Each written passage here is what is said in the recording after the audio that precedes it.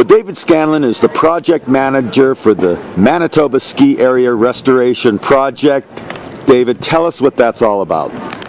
Well, the project we're working on is really an effort to bring some economy back to our little small local towns.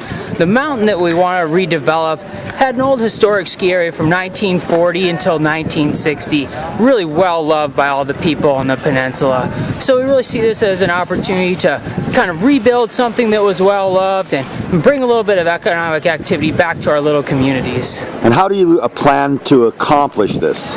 Well, in the initial stages, we're looking to kind of develop our Nordic trail system, a little beginner area, and a small little terrain park that'll be kind of isolated on the state land at the bottom of the mountain, kind of establish our presence, have the communities get to know what we're about, how we're going to operate, and get used to just having some activities back in the area.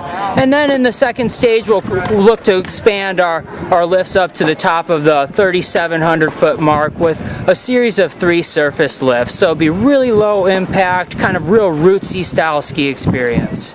Well, the idea is to focus on the downhill slide, on what's important for a lot of us skiers, the people that pattern their life around skiing each and every year. And it's not about a fancy lodge and a $15 cheeseburger and these out-of-boot amenities. It's about getting off the lift and skiing down.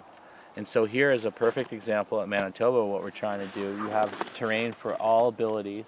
You've got low angle, beginner and intermediate skiing on the front side. Now, you're co-founder of Mountain Riders Alliance along with Jamie Schectman. We're looking into T-bars. T-bars give a lot of flexibility. They have a pretty good uphill capacity, and also they're great in high snow load. So if you get a place like here that can get 5 or 10 feet of snow, they're adjustable. And you're going to make it sustainable. And it's going to be sustainable. There's a hydro potential about 2 miles away from here, and there's also great wind potential. And some have even gone so far to say that solar does actually work in Alaska, and don't be fooled. And a sustainable mindset to operate it. Definitely. We want to keep our operational budget as low as possible so we don't have this huge operating expense and just really keep this focused all about that recreation activity.